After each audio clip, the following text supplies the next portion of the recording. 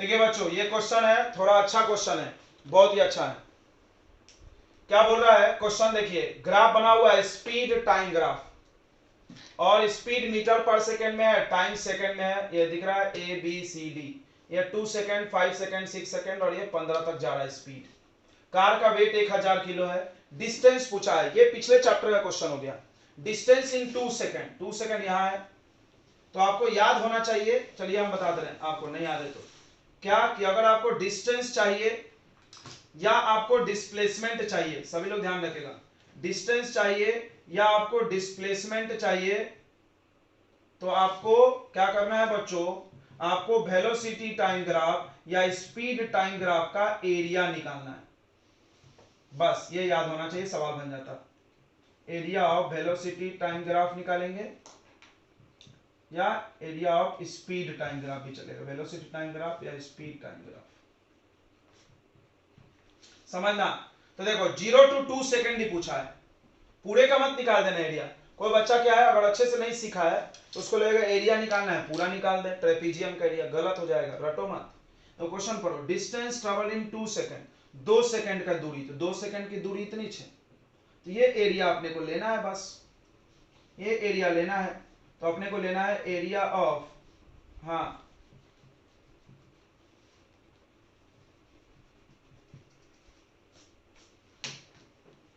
हाँ सही है, वेरी गुड। तो area of triangle, area of triangle बच्चों ध्यान देंगे, एरिया ऑफ ट्रायंगल हो जाएगा half into base into height. देखिए बेस कितना है इस ट्रायंगल का बताइए थोड़ा देख के बच्चों, आप बता दीजिए वैल्यू। बेस दिख रहा होगा यहां से 2 तक है, और हाइट कितना है, हाइट हाइट हाइट हाइट, तो 2 से कट गया, 15 metre is answer of distance. तो पहला तो बहुत आसानी से बन गया है, बहुत अच्छा, वेरी गुड। दूसरा, what is the braking force, braking force मतलब रोकने वाला force, retarding force, braking force है ना रोकने वाला, कोई चीज को रोकती है जो, at the end of 5 second to bring car in the rest within 1 second. Car को 1 सेकेंड में हमने रोका है, कार को 1 सेकेंड में। ये देखो थोड़ा इस ग्राफ को समझो, ये कार यहां से यहां गई है तो वेलोसिटी बढ़ी है, फिर यहां से यहां गई है तो एक्सेलरेशन 0 है, याद है ना।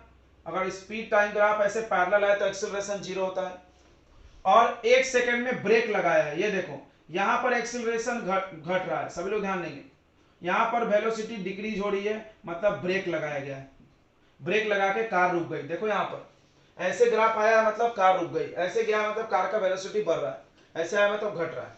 तो टाइम दिया है 1 सेकेंड। फोर्स के लिए एक्सेलरेशन चाहिए, सभी लोग ध्यान दें, फोर्स के लिए एक्सेलरेशन चाहिए, तो हमको फाइंड करना है acceleration in 1 second, in last 1 second. Question को समझना, कंफ्यूज मत हो जाना। एक्सेलरेशन इन लास्ट 1 सेकेंड, 5 से 6 सेकेंड जो 1 सेकेंड है उसका एक्सेलरेशन बताना है, ठीक है। लास्ट 1 सेकेंड का एक्सेलरेशन चाहिए। कोई बच्चा कंफ्यूजन से 5 सेकेंड का मत निकाल लेना रे, लास्ट 1 सेकेंड का चाहिए। तो एक्सेलरेशन का फॉर्मूला होता है v minus you by T. अब बताओ मेरे को एक बात बता देना, देखो कार ऐसे आ रही है तो u किसको मानेंगे, v किसको मानेंगे, हम आपको सिखाए थे। ये देखो c पर ये इनिशियल पॉइंट हो गया, c से d आ रहा था, और ये फाइनल पॉइंट। अब देखो जब भी वेलोसिटी देखना है तो इधर आना, y एक्सिस की तरफ, सिखाए थे ना। और जब टाइम देखना है तो कौन से एक्सिस पे देखना है, x। कंफ्यूज मत होना, ये नहीं कि टकरा रहा 6 पे तो बोल दिया वेलोसिटी 6 है, 6 टाइम का वैल्यू है, समझ में आ रहा है ना। तो चलिए अब बताइए, यहां पर टकराते हुए देखो तो u 15 हो गया, वेरी गुड। और यहां पर इसको टकराते हुए देखे तो ये 0, very good very good. Time, time यहां पर कितना है बताओ, 5, और यहां पर 6, तो कितना सेकंड टाइम लगा, 1 सेकंड, 1 सेकंड लगाना, 5 से 6, ये आ गया -15 एक्सेलरेशन, -15। अब आपको फोर्स पूछा है, एक्सेलरेशन नहीं पूछा। फोर्स का फॉर्मूला क्या होता है, मास इनटू एक्सेलरेशन। मास दिया है 1000 और एक्सेलरेशन 15, तो -15,000 न्यूटन, न्यूटन लिखे दें। ठीक है बच्चों, थर्ड लॉ ऑफ मोशन बहुत फेमस है और आई होप सबको आता है, बचपन से लोग बहुत इसकी चर्चा करते हैं और इसका जोक्स भी है, मीम्स फेमस है बहुत सारे थर्ड लॉ के। व्हाट्सएप वगैरह पे आप देखे होंगे, थर्ड लॉ देखे हो, कोई थर्ड लॉ फोर्थ लॉ ऐसा बोल बोल के मीम्स बनाता है। एक्चुअली न्यूटन के थर्ड ही लॉ है, लेकिन फोर्थ लॉ भी कोई कोई बता देता है, मीम्स बनाए गए हैं। थर्ड लॉ क्या होता है कि action has equal and opposite reaction. जैसे आप दीवार पे बॉल मारो तो बॉल रिटर्न आ जाता है, क्यों? हमने तो बॉल को इधर फेंका था, बॉल वापस क्यों आई? वापस आने के लिए कोई धक्का मारा होगा उधर से, कितने मारा उधर से धक्का? दीवार ने। तो ऐसा बोला जाता है, ये देखिए ऐसा बोला जाता है कि आप ये वॉल है, वॉल पे आपने बॉल मारा तो बॉल ने जाके इस पे फोर्स लगाया, उसको हम एक्शन बोलते हैं। फिर दीवार ने बॉल पे वापस से फोर्स लगाया, इसको क्या बोलते हैं? रिएक्शन। बहुत बार ऐसा आप देखे होंगे, देखो जब आप चलते हो तब भी ये लॉ यूज होता है, ठीक है, तब भी ये लॉ यूज होता है। देखो ये वॉल है, पहला वॉल वाला बना लेते हैं।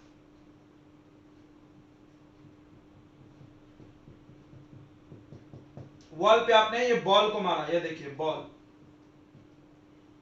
तो ये एक्शन हो गया जब ये टकराया, और जब इधर से लौट के आ रहा, बाउंस बैक हो रहा, तो ये रिएक्शन हो गया। यहां पे थर्ड लॉ यूज हो गया। दूसरा इस्तेमाल, व्हाइल वॉकिंग, जब आप चलते हो बच्चों, ध्यान देंगे, जब हम लोग चलते हैं तो हम लोगों का पैर बच्चों जमीन को पीछे धकेलता है, एक्शन। कभी आप ध्यान देना, तो इसके बदले जमीन आपको कहां धकेलती है? आगे, और इसको क्या बोलते हैं हम लोग? रिएक्शन। इसीलिए हम लोग चलते हैं, देखो ऐसा सोच के देखो, टक, जमीन से हम लोग पीछे धकेल रहे हैं तो हम लोग कहां जाते हैं? आगे। तो देखो रनिंग करते तो फील होता है, जमीन मट्टी पीछे जाती है, फिर हम लोग आगे जाते हैं।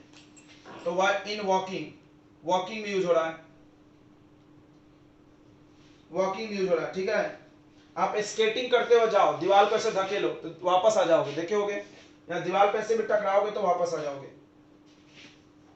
तो एक्शन रिएक्शन आपने बहुत देखा होगा, बहुत सारे देखे होंगे। गन या स्विमिंग में आप देखे होंगे, देखो इन स्विमिंग, तीसरा इस्तेमाल इन स्विमिंग में देखो कोई स्विमर है, स्विमर क्या करता है? अपने हाथ से पानी को पीछे धकेलता है। पानी को हम लोग कहां धकेलते हैं? ऐसे ऐसे, देखो पानी को पीछे धकेलते हैं तो हम लोग कहां जाते हैं? सामने। पानी को पीछे धकेलते हैं तो हम लोग कहां जाते हैं? सामने जाते हैं। तो स्विमिंग में भी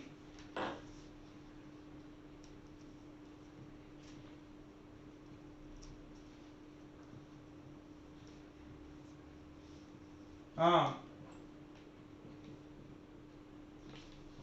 आप जब बोट पे खड़े हो किनारे पर और आप जंप कर जाओ तो बोट पीछे चली जाएगी। तो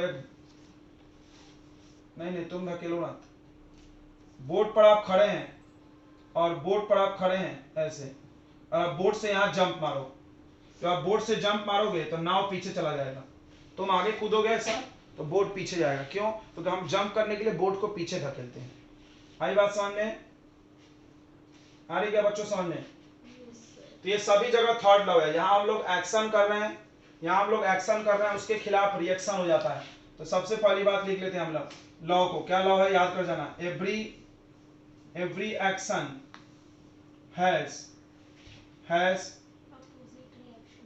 has a opposite, equal word छूट गया, इक्वल होना, इक्वल एंड अपोजिट रिएक्शन।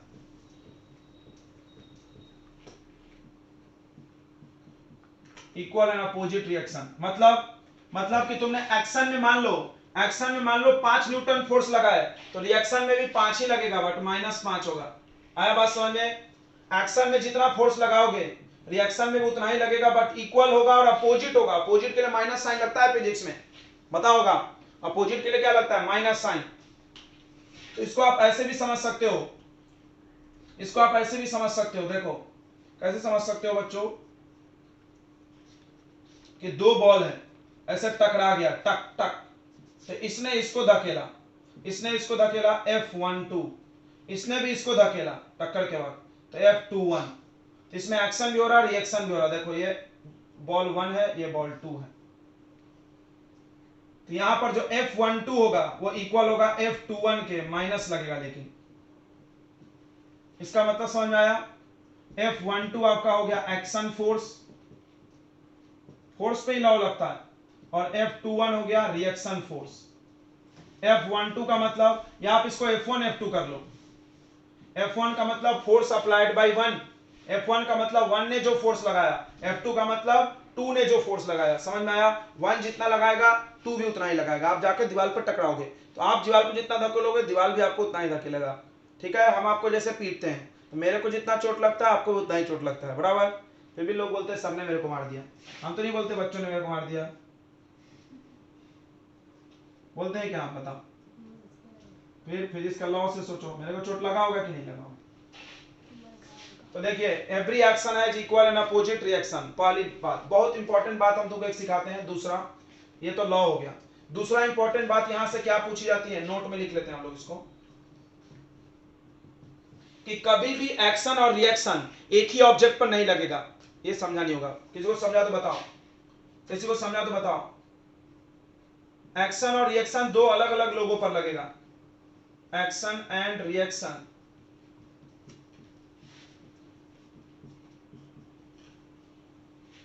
नहीं, वो तो ठीक है, बट ये अलग अलग ऑब्जेक्ट पे लगेगा मतलब।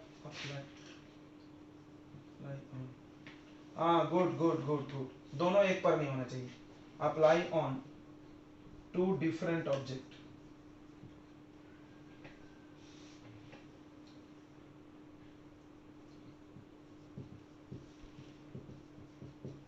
राइट, आप लोग समझ गए हैं, वेरी गुड। देखिए एक्शन जाके ये दीवार पे मारा तो एक्शन दीवार पर हुआ, रिएक्शन बॉल पे हुआ। दो अलग अलग लोग हैं ना, ऐसा नहीं कि एक्शन भी दीवार पे और रिएक्शन भी दीवार पे, ऐसा नहीं हो सकता। ठीक है, तो एक्शन और रिएक्शन अलग अलग ऑब्जेक्ट पर लगता है, ये ध्यान रखेंगे। यहाँ पर देखो एक्शन जमीन पे हुआ, रिएक्शन पैर पे हुआ, दोनों जमीन पे नहीं हो सकता, तो ये ध्यान रखना है। ठीक है, ओके। चलिए, तो ये न्यूटन का थर्ड लॉ है। अब आते हैं हम लोग न्यूटन के थर्ड लॉ को हम लोग प्रूफ करेंगे। थर्ड लॉ को और फर्स्ट लॉ को प्रूफ करेंगे by using second law. Second law बहुत मजेदार है, उससे सब लॉ प्रूफ होते हैं। चलिए नोट कर लीजिए। First law by using second law. तो ऐसा पेपर में क्वेश्चन आता है, सेकंड लॉ यूज करके फर्स्ट लॉ को प्रूव कीजिए। सेकंड लॉ क्या था आपको याद है ना, F = ma। और फर्स्ट लॉ आपको याद होना चाहिए। फर्स्ट लॉ था कि if an object remains in a state of rest और in uniform motion unless external force is applied. मतलब अगर फोर्स नहीं लगेगा तो ऑब्जेक्ट रुका रहेगा, नहीं तो चलते रहेगा। ये प्रूफ करना है। चलिए तो आ जाते हैं हम लोग, इधर ध्यान दें। तो अकॉर्डिंग टू सेकंड लॉ, थोड़ा ध्यान देंगे तो समझेगा। सेकंड लॉ क्या बोलता है, F = ma है। और देखिए a को क्या लिख सकते हैं, v - u/t। अब बताइए, अब यहां से देखिए बच्चों, t को ये कर दीजिए, एक काम करो, फोर्स को 0 कर लो। देखो अगर हम एक्सटर्नल फोर्स नहीं लगाए, यदि फोर्स इज नॉट अप्लाइड, अगर फोर्स हम अप्लाइड नहीं किए, थोड़ा ध्यान देना, तो फोर्स का वैल्यू कितना हो जाएगा बताओ, 0। तो यहां 0 रख दो, ये 0 में चला गया, ये भी चला गया, तो v - u = 0 आएगा क्या? इसका मतलब v = u आएगा। v = u का मतलब इनिशियल वेलोसिटी, सोच के बताना, initial velocity equal to final का क्या मतलब हुआ?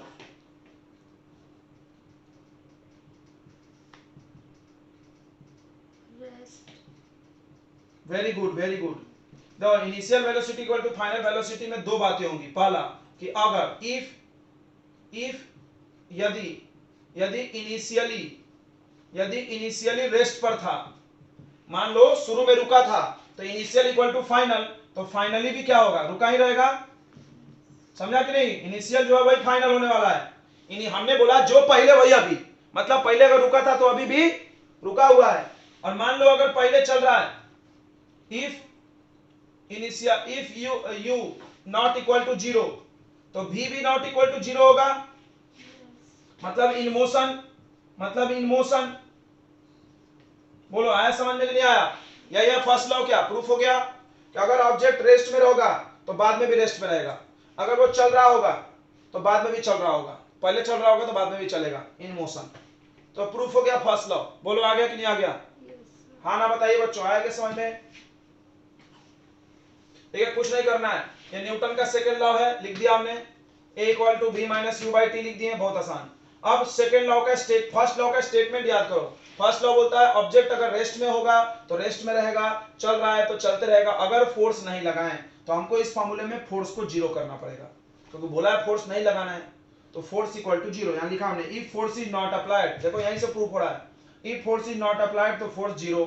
जैसे ही बच्चों फोर्स 0 आप डालोगे तो ये 0 इधर डालोगे तो टाइम 0 में मल्टीप्लाई होगा, 0 इंटू टी 0, मास जाकर 0 में डिवाइड हुआ 0, सब 0 हो गया।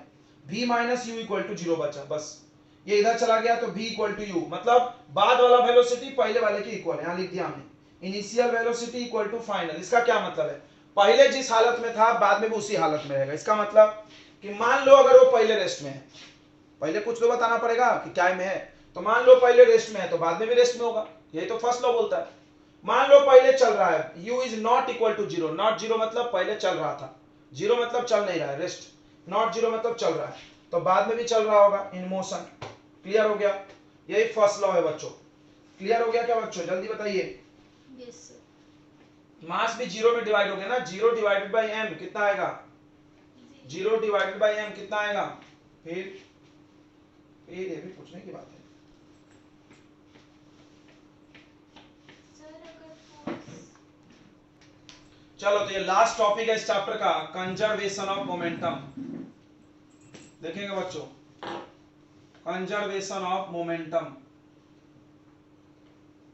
देखो कंजर्व वर्ड का मतलब होता है सुरक्षित, डू नॉट चेंज, कांस्टेंट भी बोलते हैं,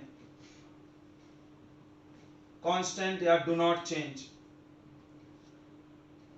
कोई भी चीज जो बदले नहीं, कांस्टेंट रहे, फिक्स रहे, उसको कंजर्व बोलेंगे। ठीक है, जैसे हम आपको क्या एग्जांपल देते हैं, कोई चीज जो नहीं बदलता हो, जैसे सन, एक ही सन है ब्रह्मांड में, हमेशा हर दिन एक ही वो दिखता है, तो कंजर्व है। और मास, मास कंजर्व है, जैसे पेन का वजन आज जितना है कल भी उतना ही रहेगा, तो वो भी कंजर्व है। ये मेरा बोर्ड, ये बोर्ड का साइज 2 महीना पहले जो था अभी भी उतना ही है, कंजर्व है। समझ में आया, कंजर्व मतलब नहीं बदले। लेकिन समय, समय कंजर्व नहीं है, हर वक्त बदल रहा है। मास, आपका मास, आप पहले पतले थे अभी मोटे हो गए सब लोग खा पी के, तो कंजर्व नहीं है, बराबर।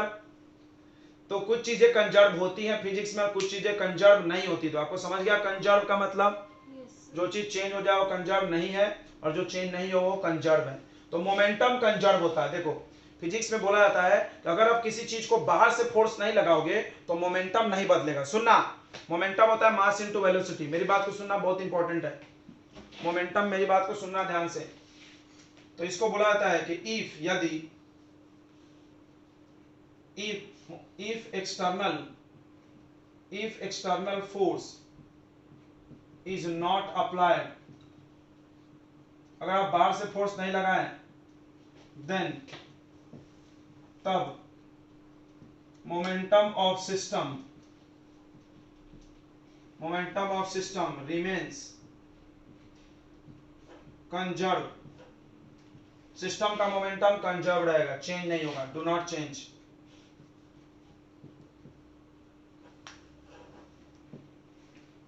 ठीक है, सभी लोग ध्यान रखेंगे। अब इसका एग्जांपल क्या है, तो कंजर्व एप्लीकेशन, देखो ये पेपर में आता है, याद रखना, कोई पूछेगा तो बता देना। Application of conservation of momentum, application of conservation of momentum. अच्छा एक लाइन ऐसे लिख लेते, रुको, किसी भी चीज का मोमेंटम नहीं बदलता है, नहीं बदलता मतलब पहले जितना रहता होगा बाद में उतना ही रहेगा। इसको ऐसे लिख लेते हैं कि इनिशियल मोमेंटम ऑफ सिस्टम, किसी भी सिस्टम का इनिशियल मोमेंटम इक्वल होता होगा किसके, फाइनल मोमेंटम के। ठीक है, याद रखना, किसी भी चीज का शुरू का मोमेंटम और बाद का मोमेंटम सेम रहेगा। ठीक है, किसी भी चीज का शुरू का मोमेंटम और बाद का मोमेंटम क्या रहेगा बच्चों, सेम रहेगा, चेंज नहीं होगा। मतलब अभी 50 है, बाद में 50 ही रहेगा। मोमेंटम कैसे निकलता है, मास इनटू वेलोसिटी। ये तभी सत्य है, यह तभी सत्य है जब बाहर से आप किसी को धकेले को नहीं, फोर्स नहीं लगाना है, धक्का कोई नहीं मारेगा, याद रखना, कोई किसी को धक्का नहीं, चेंगरी नहीं, फोर्स अप्लाई नहीं करना है। देखो फर्स्ट लॉ में बोला था फोर्स नहीं लगाना है, इसमें भी नहीं लगाना है। चलिए ध्यान देंगे इधर, हम आपको एप्लीकेशन बता रहे थे, इस्तेमाल, ये आता है 1 मार्क में, application of conservation of momentum. कहां कहां ये लगेगा, कहां कहां ये लगेगा, जहां जहां टक्कर होगा, जहां जहां टकराओगे वहां वहां होगा। जैसे देखो अपने को लगता है कि थर्ड लॉ लगेगा, लेकिन उसमें कंजर्वेशन ऑफ, जैसे पहला लगता है रॉकेट में, इन रॉकेट प्रपोल्सन, ठीक है। रॉकेट मतलब रॉकेट जब उड़ता है तो उसमें थर्ड लॉ लगता है, ठीक है। कैसे लगता है थोड़ा सा समझते हैं। देखो जब रॉकेट जाता है तो रॉकेट में पीछे की तरफ तेजी से गैस बाहर निकलता है, देखे हो क्या आपने? रॉकेट में पीछे की तरफ क्या निकलता है तेजी से? गैस। सुनो रॉकेट, ध्यान से सुनना मेरी बात को, कैसे मोमेंटम सेम रहेगा देखेंगे। देखो रॉकेट पहले रुका रहता है, बताओ रुका है तो मोमेंटम कितना है? 0। देखो मोमेंटम समझना, मोमेंटम होता है मास इनटू वेलोसिटी। अगर कोई चीज रुका है तो वेलोसिटी 0 है ना, कोई चीज रुका है तो वेलोसिटी 0। अच्छा तो 0, अभी 0 है। और ये लॉ क्या बोलता है? अभी जितना है बाद में भी उतना ही रहना चाहिए, बोलता है ना लॉ।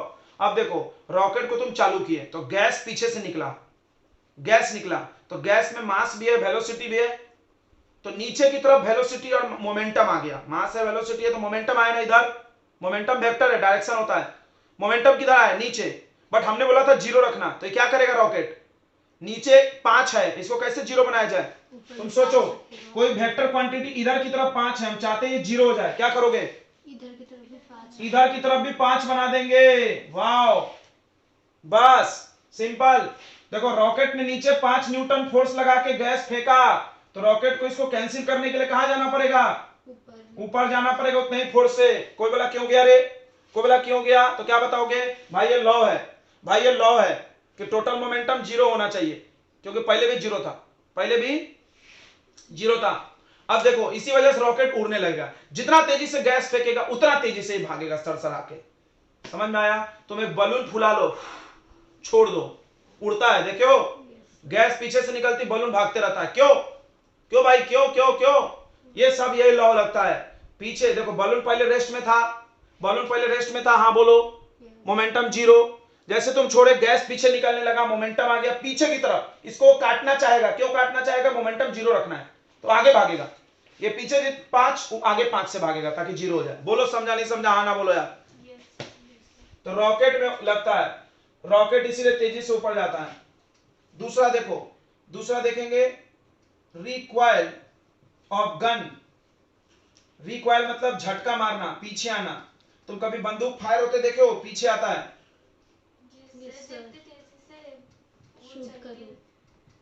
क्यों पीछे आता है?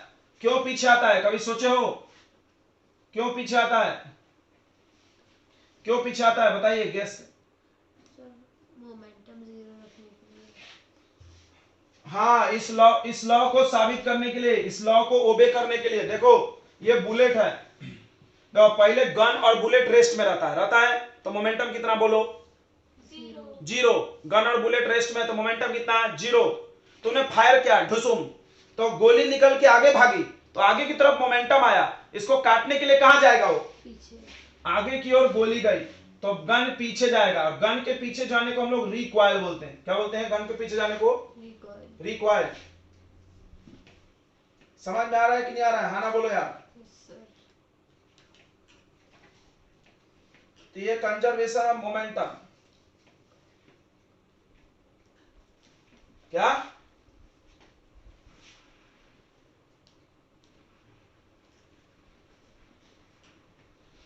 क्या बोल रहा है समझा नहीं।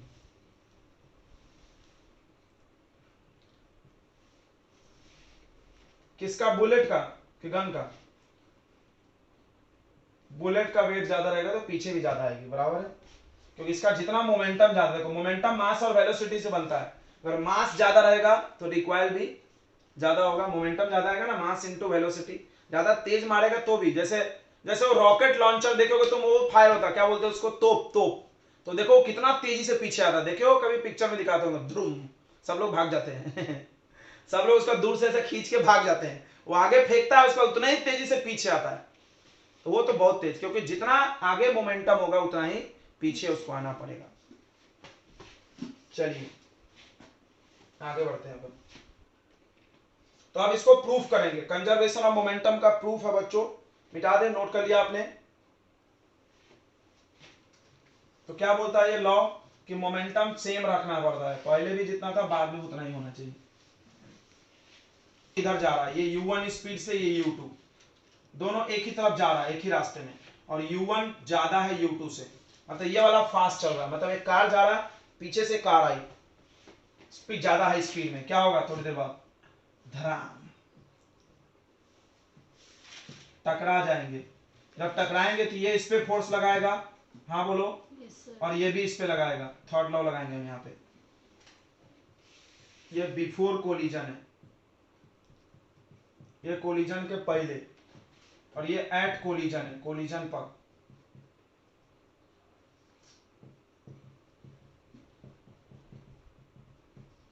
और आफ्टर कोलिजन, टकराने के बाद वो लोग अलग भी हो जाएंगे और फिर अपना अलग अलग स्पीड से चलेंगे। मास तो कम ज्यादा नहीं होगा ना, वजन घटेगा टकराने के बाद, नो सर। स्पीड कम ज्यादा हो जाएगा, कोई स्लो हो जाएगा, कोई फास्ट हो जाएगा नहीं। एक कार आया, दूसरे कार को ठोका, चल दिया, बराबर है, इधर उड़ा उड़ा दिया, स्पीड बदल जाएगा। देखो ये हो रही है, गाड़ी ढलान पे है, देखो ढलान पे बन गया, एक्चुअली सीधा बनाना तो सीधा ही बना सकते हैं आप। तो ये आफ्टर कोलिजन है। तो याद रखेंगे इस डेरिवेशन की शुरुआत थर्ड लॉ से होती है। इस डेरिवेशन की शुरुआत बच्चों थर्ड लॉ से होती है। सबसे पहले आप पेपर में आएगा तो कहानी लिखना। कहानी क्या लिखना, ऐसे लेट, मान लो late m1 and m2 are two masses। मान लो m1 और m2 दो मास है, मूविंग विथ, ऐसा लिखना पड़ता है कथा, moving with u1 and u2, u1 u2 से चल रहा, कोलाइड हो गया, कोलाइड एट टाइम t, किसी वक्त 9 बजे 10 बजे आ गया, एक्सीडेंट हो गया दोनों का, कोलाइड एट टाइम t। ठीक है, उसके बाद की कहानी हम लोग यहां लिखेंगे। देन न्यूटन्स थर्ड लॉ या third law of motion. Third law of motion मतलब समझ रहा ना, थर्ड इक्वेशन मत लगा देना, कल क्लियर किया था हमने, मोशन लिखा है यहाँ, इक्वेशन नहीं, लॉ लिखा है, थर्ड लॉ लिखा है। तो थर्ड लॉ क्या बोलता है, F1 equal to minus of F2 है, क्या याद किए थे ना तुमने अभी, yes sir. F1 equal to minus of F2। 1 ने 2 पे जितना फोर्स लगाया 2 ने भी 1 पे, कोई कोई इसको ऐसे भी लिखता है F12 इक्वल टू F21। अच्छा 1 2 में करे कि ए बी में करे, आपके बुक में ए बी में कर दिए हैं, 1 2 चलता है, मेरे को तो 1 2 ए बी चाहिए, क्यों, जितना फोर्स लगाया 2 ने भी 1 पे उतना ही फोर्स लगाया होगा, ठीक है ना। Yes sir. आप बताइए फोर्स का फॉर्मूला हम लोग डालेंगे। फोर्स का फॉर्मूला क्या होता है, क्या हम लोग ऐसा लिख सकते हैं, देखो तो फोर्स का formula mass into acceleration, mass into acceleration लिख सकते हैं, यस सर। इसका भी लिख सकते हैं, इसका भी लिख सकते हैं, m2 इंटू a2, 2 है तो 2 2, 1 है तो 1 1। एक्सीलरेशन का फॉर्मूला बको क्या लिखोगे, एक्सीलरेशन का फॉर्मूला क्या लिखोगे, 1 1 नहीं लगाएंगे क्या, 1 है तो 1 1 लगाएंगे ना यार, जिसका है उसका नाम लगाओ ना, टी में 1 लगाएंगे कि नहीं, टाइम किसी का नहीं होता है टाइम किसी का जागीर नहीं है, टाइम मेरा टाइम, तुम्हारा टाइम, उसका टाइम, सबका टाइम सेम ही होता है ना, कि बस मेरा 9 बज रहा है, उसका 10 बज रहा है, उसका 11 बज रहा है ऐसा होता है कभी टाइम सबके लिए सेम होता है, याद रखना, फिजिक्स में कॉमन डायलॉग है, टाइम किसी की बाप की जागीर नहीं है, टाइम सबका टाइम टाइम है, तो टाइम टी रहेगा, v2 अपॉन टी बराबर, टी से टी कैंसिल हो जाएगा, दोनों सेम है तो डिवाइड में भी है, कट जाएगा ना, बस इसको अंदर मल्टीप्लाई, m1 v1, इसको अंदर मल्टीप्लाई कर लो, अंदर मल्टीप्लाई कर लो, m1 v1 minus m1 u1, यहाँ माइनस है ध्यान देना, यहाँ माइनस है ध्यान देना, तो क्या आएगा minus m2 v2 minus m2 v2 plus m2 u2। अब क्या करो, u वाले को एक तरफ, b वाले को एक तरफ, माइनस वाले को इधर भेजो प्लस करने के लिए, m1 v1 plus m2 v2, देख रहे तो प्रूफ हो गया ना, समझ में आ गया, इसको इधर कर दिए, इसको इधर कर दिए, दोनों तरफ प्लस प्लस हो गया। देखिए mass into final velocity, mass into final velocity, तो ये होगा बच्चों final momentum, final momentum equal to, ये कब हुआ, इनिशियल मोमेंटम, ये क्या हो गया, इनिशियल मोमेंटम, तो प्रूफ हो गया ना, this is proof of law of conservation, ये साबित हो गया, ये साबित हो गया, बराबर, सही बोला तुमने, ये है आफ्टर कोलिजन, सही बोले, वेरी गुड, ये है आफ्टर कोलिजन, टकराने के बाद, टकराने के बाद v1 v2 आया, देखो, और ये कब का है, टकराने के पहले, तो क्या दिखा तुमको, क्या दिखा कि दो बॉल था, चल रहा था, उसके पास मोमेंटम है, बिल्कुल है, टकरा गया, फिर मोमेंटम है, बस दोनों इक्वल है। इसका क्या मतलब है बताओ? पहले भी दोनों के पास मोमेंटम था, बाद में भी, और दोनों इक्वल है, मतलब क्या हुआ? मतलब हुआ क्या बताओ? बराबर मतलब क्या हुआ? मोमेंटम चेंज हुआ कि नहीं हुआ? ये बताओ ना। मोमेंटम चेंज हुआ कि नहीं हुआ बच्चों? ये बताओ। मोमेंटम चेंज नहीं हुआ। कोई भी चीज फिजिक्स में अगर चेंज नहीं हो तो उसको कंजर्व बोलते हैं। कोई चीज फिजिक्स में अगर चेंज नहीं हो तो उसको क्या बोलते हैं? कंजर्व। याद रखना, जो चीज नहीं बदले उसको क्या बोलते हैं? कंजर्व बोलते हैं। मोमेंटम कंजर्व होता है। ये प्रूफ हो गया।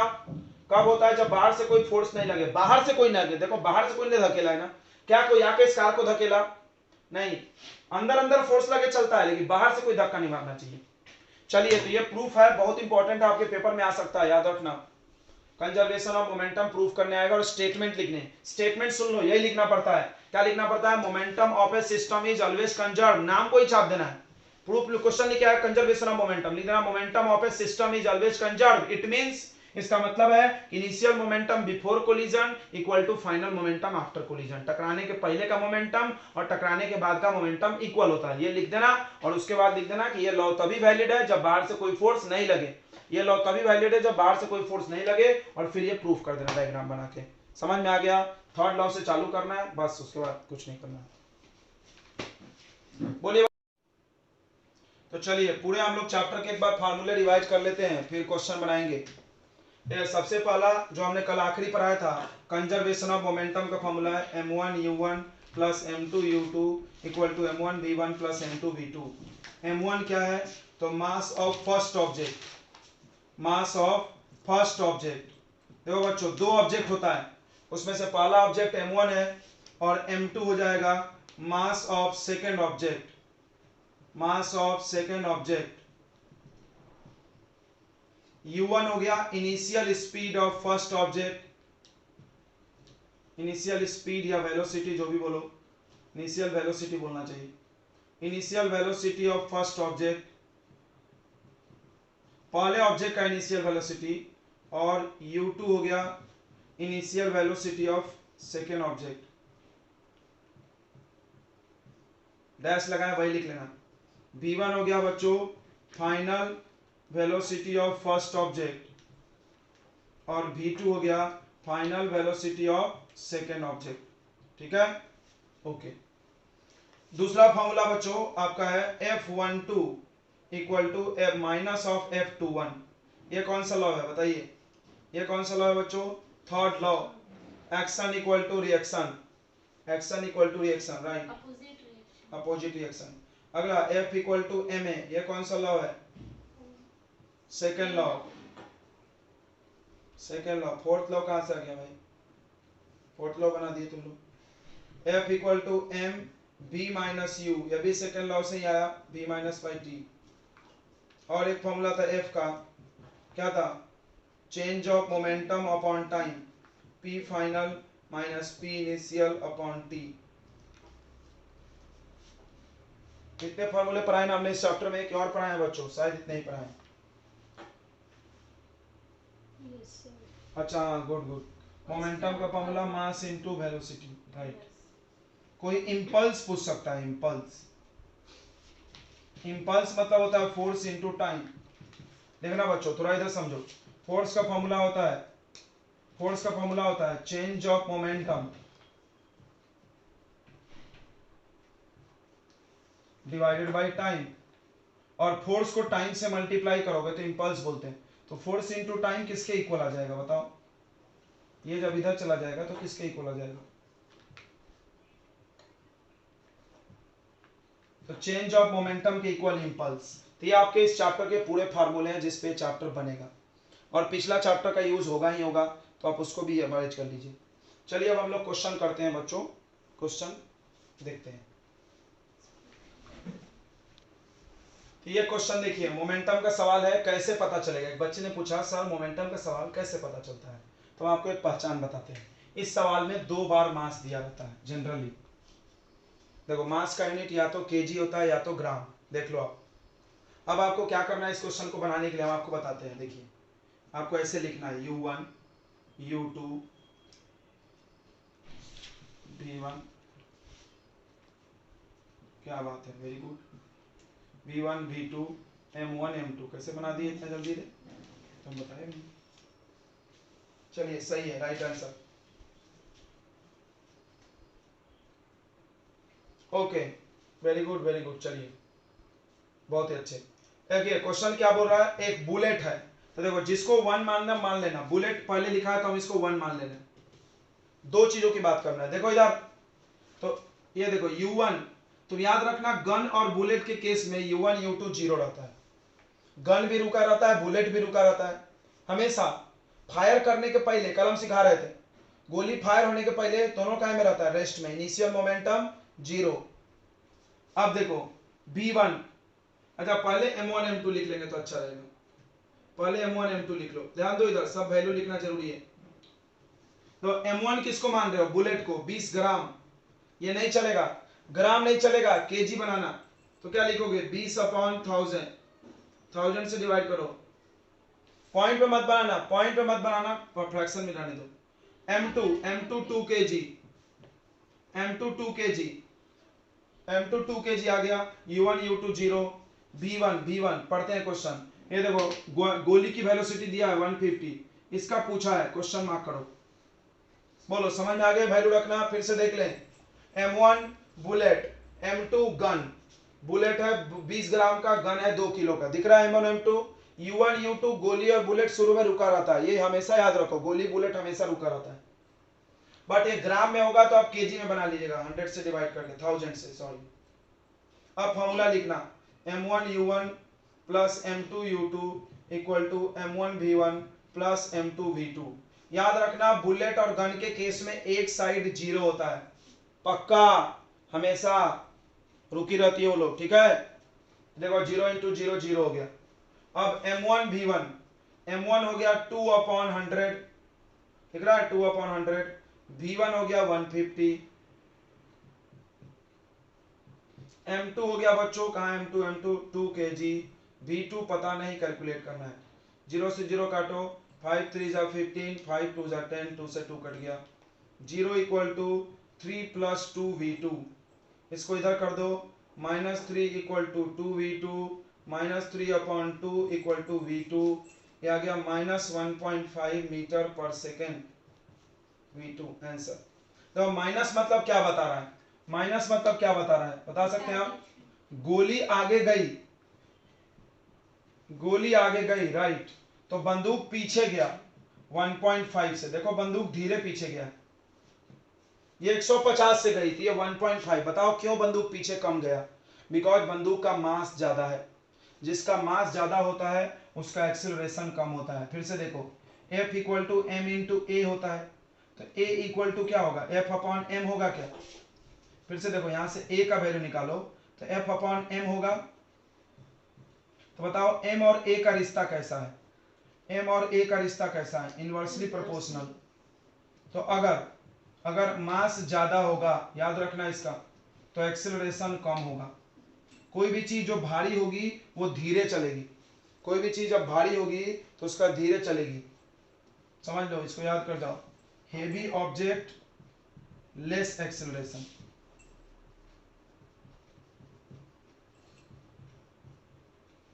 तो अब सवाल आपसे पूछा जाएगा कि हम गोली मारे तो गोली 1 किलोमीटर गया, बंदूक पीछे 1 किलोमीटर क्यों नहीं गया, बंदूक का मास ज्यादा है, तो बताएंगे हम लोग कि गन का मास ज्यादा है, तो ये भी बोलना है एक्सेलरेशन कम होगा, गन का मास ज्यादा है तो एक्सेलरेशन कम होगा। देखो यहां से क्वेश्चन हम पूछ लिए हैं, अभी हम आपको पूछ भी लेते हैं, क्वेश्चन लिख दे रहे हैं। क्वेश्चन क्या होता है,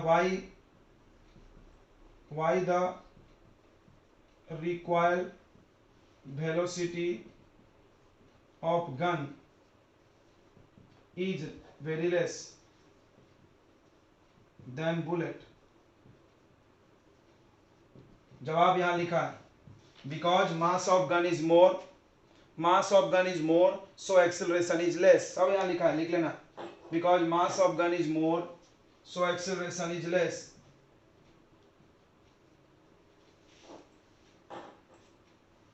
चलिए एक क्वेश्चन बनाया और एक कॉन्सेप्ट भी सीखा तुमने, हर क्वेश्चन कुछ ना कुछ सिखाता है बच्चों, आप नोट करते जाएंगे हर चीज, नॉलेज को, हर क्वेश्चन आपको कुछ ज्ञान देता है, take the knowledge from that question.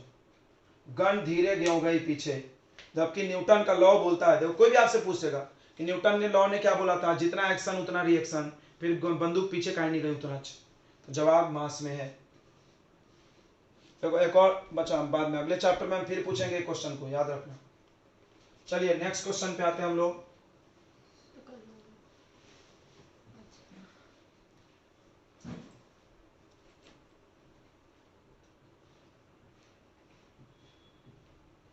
बंद है ना अभी।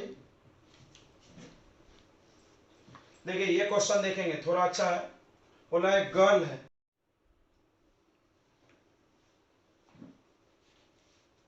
देखिए जब भी कोई दो ऑब्जेक्ट अलग अलग रहे और बाद में एक चिपक जाए तो समझना कि दोनों का वेलोसिटी सेम, समझ में आया ना।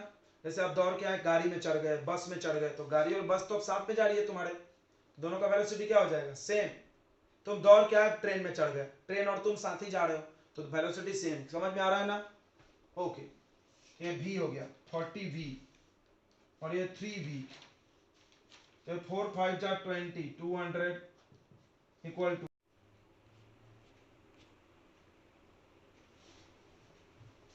ये क्वेश्चन बहुत ही अच्छा क्वेश्चन है। क्या बोल रहा है, इसमें दो प्लेयर है ए और बी, प्लेयर ए 60 kg का है, तो आपको इसको m1 मान सकते हो, m1 हो गया 60 kg बच्चों, और ये m2 55 kg का। उसके बाद देखो ये पहले से चल रहा है 5 मीटर से, तो u1 आ गया 5 मीटर पर सेकेंड और u2 आ गया बच्चों 6 मीटर पर सेकेंड। ओके, b1 b2 की बात करते हैं। ये बोल क्या रहा है, देखो दो प्लेयर आए ऐसे और एक दूसरे में फंस गए तो दोनों एक साथ गिरेंगे ना। तुम कभी देखे हो खेल खेल में ऐसा होता, टकरा गए तो एक साथ फंस गए और गिरे, तो क्या बोल रहा है, बोथ कोलाइड, दोनों टकराए, एंड इंटेंगल्ड, इंटेंगल मतलब होता है फंसना,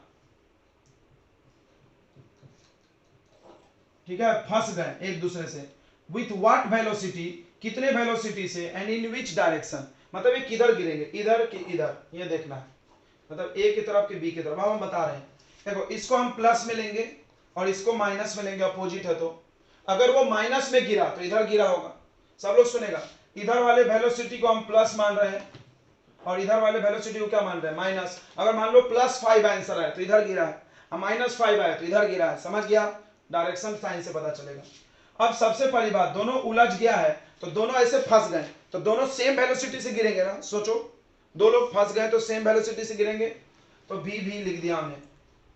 अब कंजर्वेशन ऑफ मोमेंटम लगा दीजिए, m1u1 plus m2u2 equal to m1v1 plus m2v2, right.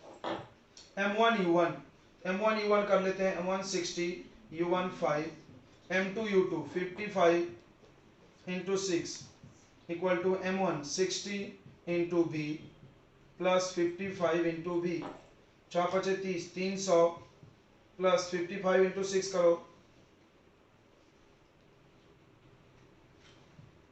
330, और ये ऐड हो जाएगा तो 50 50 115v, ये ऐड हो जाएगा तो हो जाएगा 630 upon 115v, 630 upon 115 equal to v, 5 दूना 10, 5 3 15, 5 जगह 5 6, तो 126 बाई, सही है क्या, यस सर। 126 बाई 23, ठीक है ना बच्चों। पॉइंट में बताइए कितना आ रहा है, नहीं कुछ गड़बड़ आ रहा,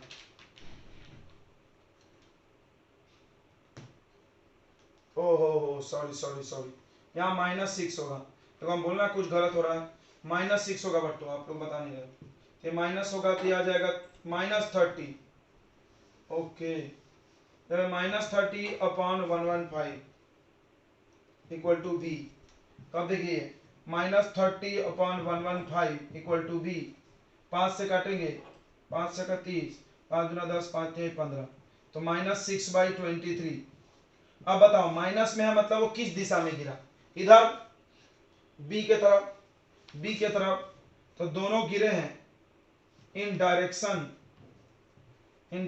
ऑफ मोशन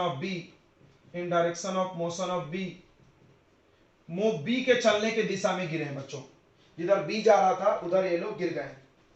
चलिए, तो इस तरह से बच्चों ये चैप्टर होता है समाप्त। इसमें आपको क्या क्या टॉपिक पढ़ाया गया, ज्यादा बड़ा चैप्टर नहीं है। फोर्स पढ़े, 3 लॉ पढ़े और एक conservation of momentum, 4 topic. Now this chapter is over. कल भी हम लोग न्यूमेरिकल प्रैक्टिस कर लेंगे थोड़ा सा।